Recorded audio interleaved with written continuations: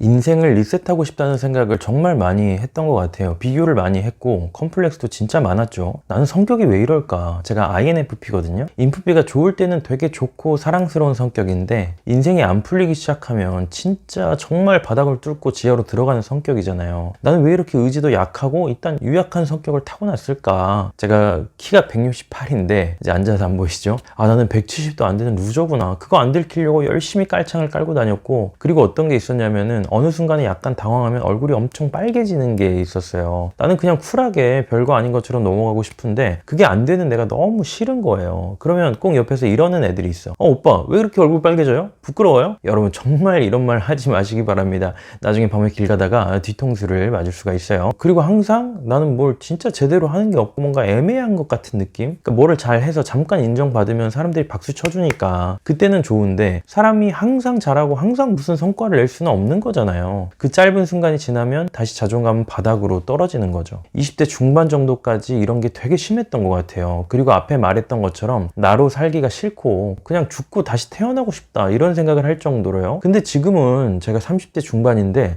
그때처럼 그렇지가 않거든요. 외모에 대한 콤플렉스만 봐도 저는 아침에 이렇게 세수하다가 거울을 보면 이 정도면 괜찮지 않나라는 생각을 하면서 아내는 감사합니다 이런 생각을 이런 거 보면서 아내가 항상 좀 웃는데 그렇거든요. 근데 지금도 뭐 더 잘 되는 사람이랑 비교할 때도 있고 뭐 그렇지만 지금은 그냥 이게 나한테 주어진 내 인생이고 내 얼굴이고 내 팔이고 내 다리고 내 하루고 그냥 그런 것들을 느끼고 살아갈 수 있어서 좋고 감사하다고 생각하거든요. 20대 중반부터 30대 중반까지 10년 동안 도대체 무슨 일이 있었던 걸까요? 몇 가지 얘기를 좀 하고 싶은데요. 첫 번째로는 그런 경험이 있었던 것 같아요. 내가 뭘 잘해서가 아니라 그냥 나인 것 자체로도 사랑을 받을 수 있구나, 이런 경험이 좀 필요한 것 같아요. 제가 대학교를 좀 오래 다니고 늦게 졸업을 했어요. 9년 만에 졸업을 했어요. 군대 2년을 빼도 뭐 2, 3년 정도 휴학을 한 거죠. 그리고 심리치료사 되려면 석사학위가 있어야 된다고 하더라고요. 대학교에서 심리학 전공을 했는데 또 석사를 해야 되는 거예요. 그걸 이제 부모님한테 얘기를 하려고 하는 그런 상황인 거죠. 제가 아버지랑 말을 하는 게 그때는 정말 불편했어요. 뭔가 권위자에 대한 그런 불안감 이런 것들이 좀 심했던 것 같아요.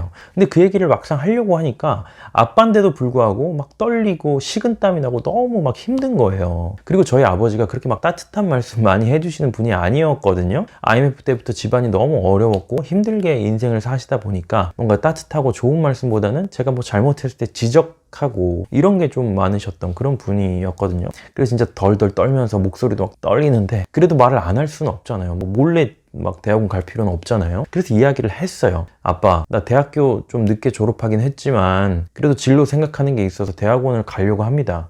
그랬더니 좋은 말씀 하셨을까요? 아니면 안 좋은 말씀 하셨을까요? 아니나 다를까, 야, 너 취업이 어려서 대학원으로 회피하는 거 아니냐? 이러시는 거예요. 기분이 상했죠. 와, 아빠는 진짜, 나는 정말 진지하게 생각해서 얘기하는 건데 이걸 이렇게 취급을 해버리네. 아빠는 진짜 나를 모른다, 이런 생각을 했어요. 지금 생각해보면 뭐 내가 평소에 말을 안 했으니까 아빠가 모를 수밖에 없죠. 어쨌든 간에. 그래서 아니라고 진지하게 진로 준비하기 위해서 가는 거라고 말씀을 드렸어요. 뭐 그랬더니 뭐 알겠다고 하시더라고요. 그리고 이제 일어서려고 하는데 아빠가 한마디를 더 하시는 거예요. 아들아, 네가 원하는 대로 잘 풀려서 성공하고 잘 돼도 그때도 너는 내 아들이고, 네가 하려고 하는 거 열심히 했지만 잘 안 되고 실패해서 고향 내려와서 아빠가 하는 가게 물려받는다고 와도 그때도 너는 내 아들이야. 우리 아빠가 이런 말도 할 줄 아는 사람이었나? 처음으로 그런 감동을 받았어요. 그러면서 제 마음에 어떤 바닥이 좀 생긴 것 같아요. 예전에 내가 싫어지고 우울해지고 그러면은 진짜 바닥이 뚫려 있는 것처럼 마음이 막 끝없이 추락해버리는 그런 느낌이었다면, 그 이야기를 듣고 난 다음에는 마음이 막 지하로 떨어지다가도 그래도 나 우리 아빠 아들이지, 내가 실패해도 돌아갈 곳이 있지, 여기에 딱 떨어지다가 발이 닿는 느낌? 내가 뭘 잘해서가 아니라 그냥 아들이라는 거, 내가 아빠 아들이라는 거는 죽을 때까지 바뀔 수 없는 그냥 내 존재의 일부인 거잖아요. 존재로서 받아들여지는 그런 경험이었던 것 같아요. 그리고 나서 뭐 한 번에 큰 변화가 있고 그러진 않았지만 내 마음속에 그냥 나라는 사람 자체로도 괜찮을 수 있는 거구나, 이런 생각이 들었고 스스로를 그렇게 조금씩 대해줄 수 있었던 것 같아요. 그게 없으면 진짜 뭐 하나도 실수하면 안 되거든요. 완벽하지도 못하면서 완벽주의에 빠지는 거죠. 그걸로만 나를 증명할 수 있으니까. 내가 하는 거, 내가 해내는 거, 나의 어떤 성과 같은 것들. 근데 그렇지 않아도 괜찮구나 이런 느낌이 들었던 것 같아요. 이게 첫 번째고요. 두 번째는 진짜 내 감정, 진짜 내 마음을 마주하는 게 필요한 것 같아요. 제가 가장 우울이 심했을 때가 언제냐면은 26살쯤에 대학 휴학을 하고 대학원을 유학 준비를 했어요. 집은 지방인데 서울에 있는 고시원에서 살면서 신림에 강남 학원으로 출퇴근을 하면서 영어 시험을 준비했을 때거든요. GRE라는 시험을 봐야 되는데 미국 대학원을 가려면 그게 정말 나 자신과의 싸움이더라고요. 맨날 단어를 막 몇백 개씩 외우고 시험을 봐야 되고 하루 종일 혼자서 학원에 틀어박혀서 그냥 공부를 계속 하는 거예요. 그리고 그때 시험 불안이 너무 심한 거예요. 그 시험이 우리나라로 치면 수능 언어 영역 같은 거거든요. 영어로 된 수능 언어 영역을 시험을 봐야 되는 거예요. 그런데 시험장에 들어가면 머리가 하얘져. 여러분 수능 보신 분들 알잖아요.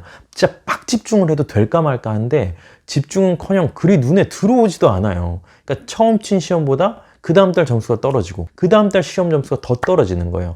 나중 되니까 내가 왜 하루 종일 이 짓을 하고 있지? 그리고 그 당시에는 누굴 뭐 만나는 사람도 없고 집에도 뭐 자주 연락하는 것도 아니고 그러니까 힘들어도 얘기할 사람도 없고 정말 정신적으로 피폐해지더라고요. 우울증에 가까운 상태였던 것 같아요. 지금 생각해 보면은 신림 고시원에 있다가 아침에 서울대 입구역 가서 2호선 타고 강남역에 있는 학원으로 출근을 하는 건데 예전에는 지하철에 가림막 같은 게 없었어요. 이제 기다리는 데랑 철로를 구분하는 가림막 같은 게 없었거든요. 지하철이 움직이는 그 철로에 사람이 이제 들어갈 수가 있는 거죠. 실수로 빠질 수도 있는 거고.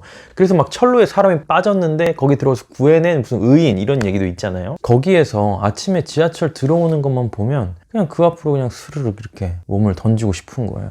그냥 인생을 더 지속할 힘 같은 게 좀 없었던 것 같아요. 이렇게는 안 되겠다는 생각이 들었어요. 그때는 뭐 제가 심리 상담에 대해서 잘 모르긴 했지만 그래도 뭐 학부에서도 심리를 전공하고 있었으니까 나한테 지금 필요한 심리치료 같은 게 아닐까라는 생각을 해서 막 찾아봤어요. 지방에서는 많이 없지만 또 서울이니까 그런 게 있지 않을까 이런 생각을 하면서 그래서 찾아보다가 사이코 드라마라는 심리치료를 접하게 됐어요. 제가 처음으로 강렬하게 경험했던 심리치료에 대한 첫 경험인 거죠. 그게 이제 여러 사람이서 모여서 하는 거고 그날의 주인공인 사람의 이야기를 가지고 2시간 정도를 즉흥극으로 이제 심리치료를 하는 거예요. 저는 제가 착한 사람이라고 생각했거든요. 친구들도 저한테 넌 정말 화를 안 낸다 뭐 이런 얘기 정말 많이 들었거든요. 근데 그 사이코 드라마를 치료를 받으면서 내가 살면서 죽이고 싶은 사람이 그렇게 많았는지를 처음 알았어요. 어릴 때 나 괴롭혔던 동네 형, 뭐 친구들 이런 사람들 아니면 살면서 피해를 줬던 뭐 그런 지인들 아는 사람 그때는 말 못했지만 마음속에는 그 분노 그리고 그 분노 아래에 있는 상처받은 마음들이 고스란히 있었던 거예요. 어린 시절에 받았던 상처부터 시작해서 이제 그게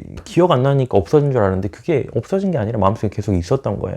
그래서 단순히 공부하는 게 힘들어서 왔던 우울이 아니고 내면의 분노, 상처, 슬픔 이런 것들이 계속 곪고 있었다는 걸 그때 처음 알았어요. 그리고 또 하나 알았던 게 뭔지 아세요? 화내도 된다는 거예요. 화를 내도 된다는 거야. 내가 원하는 거 원해도 된다는 거예요. 사이코 드라마 안에서는 가상의 상황이지만 정말 내 분노를 표현해 볼 수 있거든요. 그리고 내 상처와 슬픔도 진짜 위로해 볼 수 있고 뭐 자세히 말하려면 이제 한이 없을 거라 나중에 기회가 되면 얘기해 보고요. 어쨌든 그때 처음으로 내 마음속에 골마있던 감정들을 만났어요. 그리고 나니까 일주일 정도는 막 몸이 아프고 머리가 띵하고 그렇더라고요. 근데 속은 후련했어요. 그런 기분 좋은 피로감 같은 거 있잖아요. 그런 게 좀 잦아지고 나니까 어떤 변화가 있었냐면은 인생이 생생하게 보이는 거예요. 전에는 전혀 그런 걸 못 느꼈는데 길에 지나다니는 아이들이 너무 사랑스럽게 보이고 길가에 핀 꽃들이 너무 예뻐 보이고 나무가 너무 초록색이고 이게 이렇게 초록색이었어? 그렇더라고요. 그리고 그렇게 되니까 내가 뭐 엄청난 사람이 되지 않아도 그냥 하루하루의 일상이 편안하고 좋고 이런 거예요. 사실 유학을 가고 싶었던 것도 지금의 내가 싫으니까 엄청 뛰어난 그런 학자, 뭐 교수 이런 사람에 대해서 나를 증명하고 싶던 마음이었거든요. 그래서 결론적으로는 무리하게 준비했던 유학도 접게 됐고 이렇게 한국에서 여러분을 만나고 있습니다. 어쨌든 하루하루가 생생하고 좋으니까 그냥 지금의 나로 사는 것도 괜찮구나 그런 느낌이 들더라고요. 이 두 가지 외에도 다른 경험들이 많지만 크게 이 두 가지 정도를 통해서 저의 자기 혐오는 좀 극복이 좀 된 것 같아요. 지금은 전처럼 막 내가 싫고 다른 사람의 인생을 부러워하는 망상을 하고 다시 태어나고 싶고 이런 생각을 전혀 안 하거든요. 그래서 저는 정말 마음에 그런 자기 혐오를 품고 사시는 분들의 마음을 좀 알겠고 그게 얼마나 고통스러운지 그리고 그게 좋아질 수도 있다는 것도 좀 알겠거든요. 외부의 상황은 변한 게 아무것도 없는데 마음의 변화를 통해서 인생이 바뀌는 게 어떤 건지를 좀 알겠어요. 제가 겪어보니까. 그럼 영상 보시는 분들 중에 부모님이랑 화해를 하고 사이코 드라마라는 걸 해야 된다는 말인가? 이렇게 생각하시는 분들도 있을 것 같아요. 근데 상담을 하다 보면 부모님이랑 절대 화해 못하는 분도 있거든요. 부모님이 돌아가신 분은 당연히 대화를 할 기회조차 없죠. 그리고 살아 계셔도 오히려 그런 과거의 상처를 풀려고 대화를 시도했다가 오히려 더 상처를 받으신 분들이 많아요.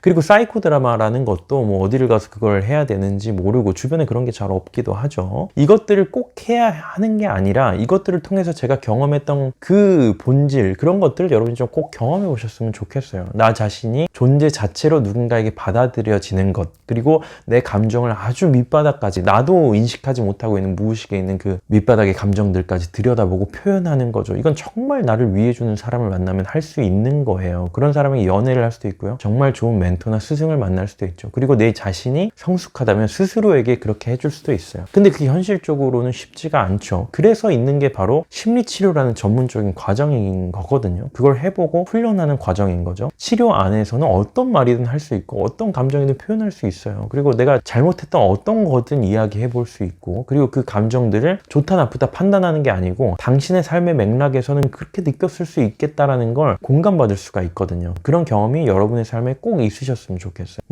오늘 준비한 영상은 여기까지고요. 정말 이 영상을 봐주시는 소중한 모든 분들이 행복하시고 자신을 더 많이 사랑하셨으면 좋겠어요. 여러분들의 내면이 더 단단해질 수 있는 영상으로 다음에 또 찾아뵐게요. 다음에 또 만나요. 바이바이.